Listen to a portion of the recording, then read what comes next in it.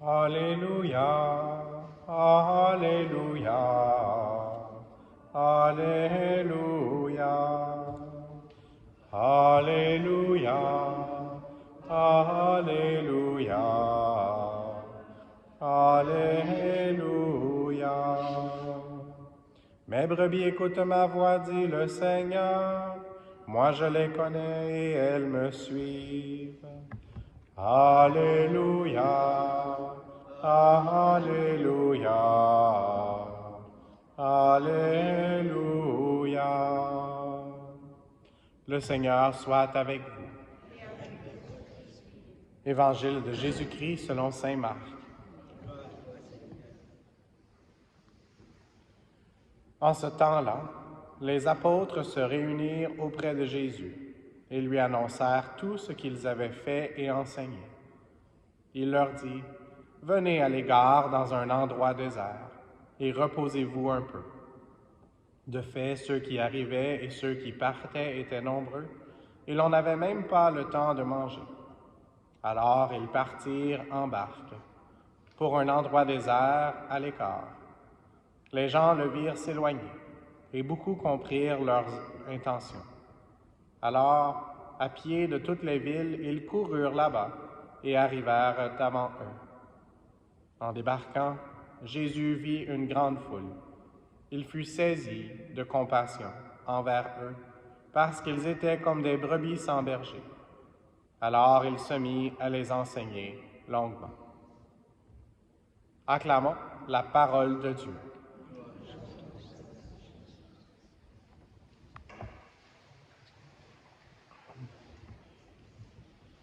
Dans cet évangile qu'on vient d'entendre, on a des paroles de Jésus. Jésus qui nous donne la sagesse que recherchait Salomon. Et Jésus qui invite ses disciples, qui nous invite à le suivre, mais ça veut dire faire la mission, avoir plusieurs activités, mais aussi, et ne pas oublier, de se reposer. Et moi, j'aime beaucoup manger, donc je suis content que Jésus était un peu inquiet du fait qu'il n'avait même pas le temps de manger.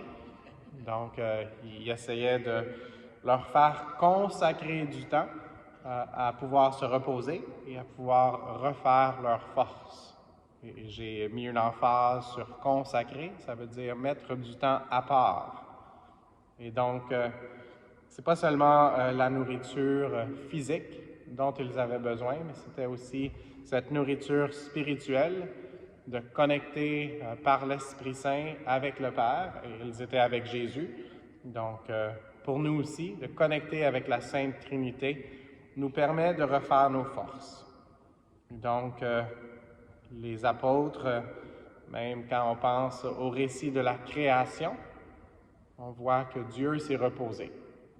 Et souvent, quand je mentionne ça, je pose la même question. Peut-être que certains de vous se souviennent de cette question que je pose souvent en faisant ce commentaire. Est-ce que le 7e jour, Dieu était fatigué? Dieu est infatigable.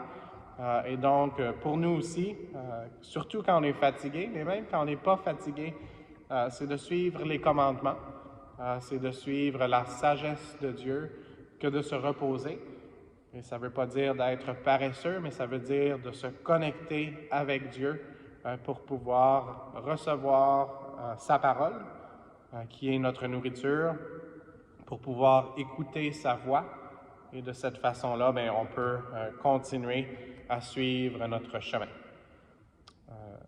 Ce matin, alors que je me préparais, avec un peu de café qui m'aide aussi à bien me concentrer, je me suis souvenu de l'expression que vous avez souvent entendue probablement, l'expression qui vient souvent de nos mères, qui nous disait de ne pas parler la bouche pleine. Et donc, c'est une façon pour nous de nous rappeler que c'est important d'écouter.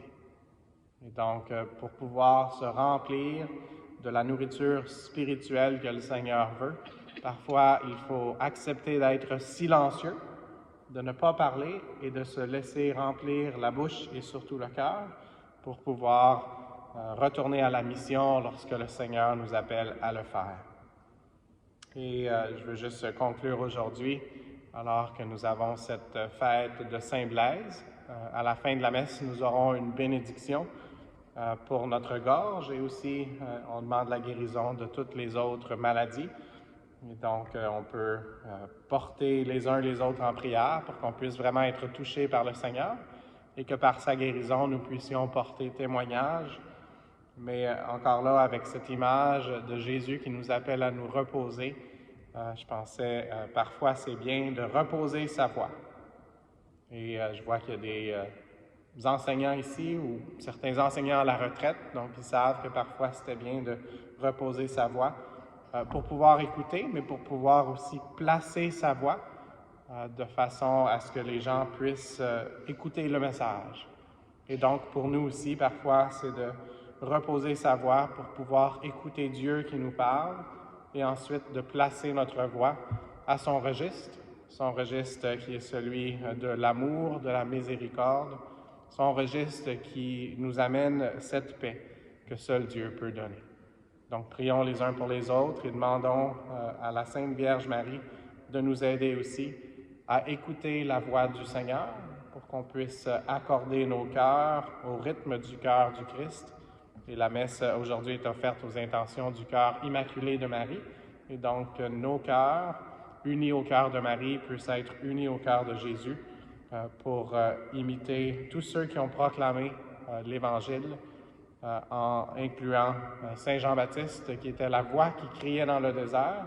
Et je suis sûr que pour pouvoir crier dans le désert, où c'est plein de sable, parfois il devait reposer sa voix et écouter le message que Dieu avait pour lui, et que ce message, c'est celui qu'il voulait transmettre à tous ceux qui venaient.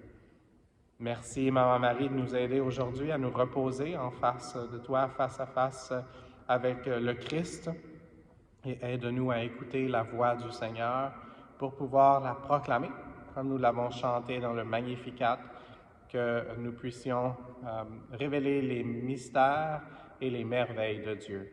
Amen.